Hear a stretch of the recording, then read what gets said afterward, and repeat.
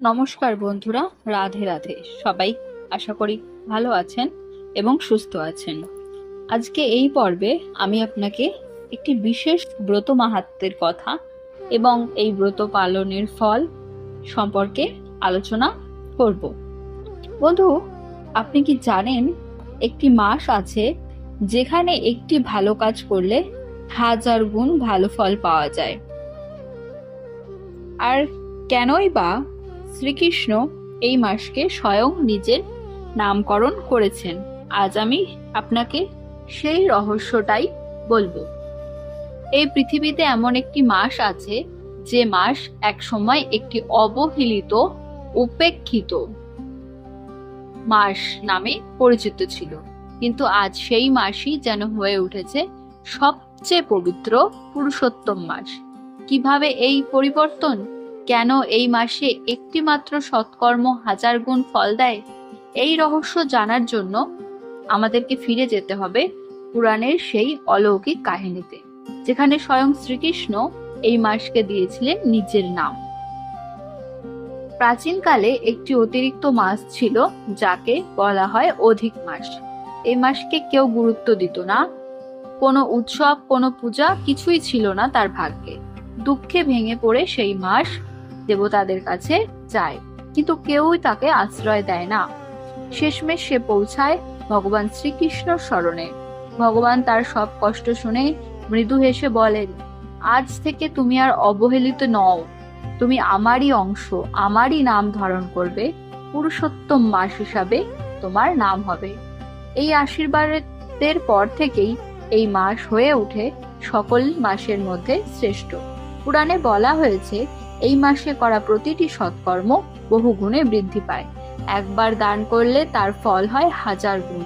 একদিন ভগবানের নাম জপ করলে তা বহু জন্মের পাপ নাশ করে। এই মাসে উপবাস, ভক্তি, সেবা সবকিছুই দেয় অশেষ পুণ্য।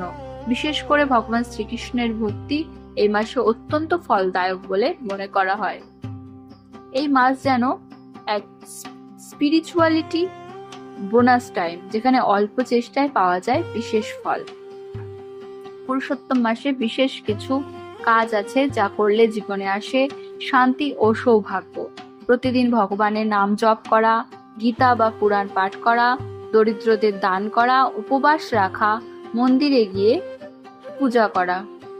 বিশেষ করে শ্রীমদ্ ভগবদ গীতা পাঠ করলে মন শান্ত হয় এবং জীবনের সঠিক পথ খুঁজে পাওয়া যায়।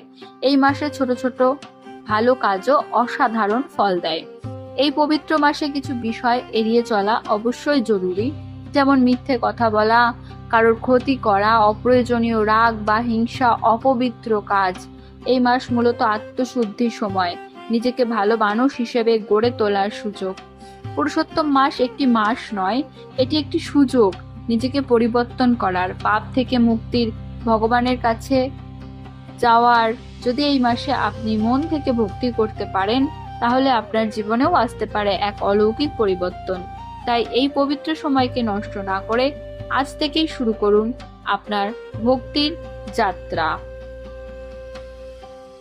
এই মাসে করা এক একটি কাজ আপনাকে 1000 গুণ বেশি ফল দেবে। স্বয়ং পরমেশ্বর ভগবান শ্রীকৃষ্ণ পরম পবিত্র বৈশাখ ও কার্তিক ও মাঘ মাস অপেক্ষায় এই অধি মাসকে অধিক মহিমা প্রদান করেছেন। একে নিজ নাম পুরুষোত্তম দ্বারাও অলঙ্কৃত করেছেন। শাস্ত্রে বিভিন্ন রকমের পাপ ও দোষের প্রতিকার রূপে এই পুরুষোত্তম মাসের বিধানও রয়েছে। ভগবান শ্রীকৃষ্ণ বলেছেন, আমার যে সমস্ত গুণ আছে সে সমস্ত গুণ আমি এই মাসেই অর্পণ করলাম। অন্য সকল মাসের অধিপতি বলা হয় এই মাসকে। যিনি সকল প্রকার কামনা শূন্য বা সকল কামনা যুক্ত হয়ে এই মাসের নিয়ম পালন করে, তিনি সকল কর্ম ভস্মসাৎ করে আমাকে প্রাপ্ত হন। এই মাসে ভক্তদের কখনোই কোনো অপরাধ হয় না ভগবানের সেবা করতে গিয়ে। এই পুরুষোত্তম মাসে যিনি ভক্তিপূর্বক আমার নাম জপ ও আমার অর্চন করে, তিনি ধন পুত্রাদি লাভে পরে অবশেষে গোলকবাসী হন। পুরুষোত্তম মাস পালনে জাগতিক সুখ প্রদান সহ ভগবত ধামে ফিরে যাওয়ার যোগ্যতা লাভ করা যায়। পুরুষোত্তম মাস সকল মাসের মধ্যে শ্রেষ্ঠ। এই মাসের মহিমা 16 ভাগের 1 ভাগের সমান নয় অন্য সকল মাসের মহিমা।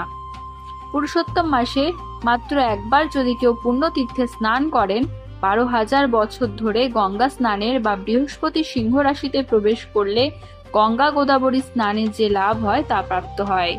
পুরুষোত্তম মাসে স্নান দান কৃষ্ণ নাম করলে সমস্ত দুঃখ দুর্দশা থেকে মুক্ত হওয়া যায় এবং সর্বসিদ্ধি লাভ করাও যায়। আগামী 16ই মে থেকে বিশেষ মাস পুরুষোত্তম মাস শুরু হতে যাচ্ছে। 16ই মে থেকে 15ই জুন পর্যন্ত পুরুষোত্তম মাসে যে সমস্ত ধর্মীয় কর্মকাণ্ড পালন করা হবে তা অন্য সকল মাসের থেকে 10,000 গুণ ফল বেশি হবে। এই পুরুষোত্তম মাস 3 বছর পর পর আসে। চলুন এই মাসে কি কি পালন করা উচিত এবং তার কি মহিমা ও পালন না করলে কি ক্ষতি হতে পারে তা জেনে নিই। পুরুষোত্তম মাস ব্রতে কি কি পালনীয়: প্রাতঃ স্নান, মঙ্গল আরতি, তুলসীতে জল দান, হরে কৃষ্ণ মহামন্ত্র জপ, কীর্তন, শ্রীমদ্ ভাগবত পাঠ শ্রবণ, সন্ধ্যায় ভগবানকে প্রদীপ নিবেদন, স্তোত্র পাঠ, বৈষ্ণব সেবা, বৈষ্ণবদের দান দক্ষিণা করা, বিশেষ সংখ্যা 33, রাধাকৃষ্ণের উদ্দেশ্যে 33 দণ্ডবত প্রণাম, 33 সংখ্যা প্রদীপ নিবেদন, 33 সংখ্যা ফল পুষ্প প্রদান, 33 বার মন্দির পরিক্রমা, এছাড়া ভগবানের অন্যান্য সেবাও 33 সংখ্যা ব্যবহার করা। স্বয়ং পরমেশ্বর ভগবান শ্রীকৃষ্ণ পরম পবিত্র মাসকে নিজ নামে পুরুষোত্তম দ্বারা অলঙ্কৃত করেছেন। এই মাসের সঠিক উপযুক্ত ব্যবহার করুন যাতে আপনারও সেই একই পুণ্যফল লাভ হয় এবং আপনি ভালো থাকেন। আপনি কি এই মাসে উপবাস রাখবেন? কমেন্টে লিখুন। ভিডিওটি ভালো লাগলে লাইক শেয়ার সাবস্ক্রাইব করতে ভুলবেন না। কমেন্টে লিখুন জয় শ্রীকৃষ্ণ। নমস্কার বন্ধুরা।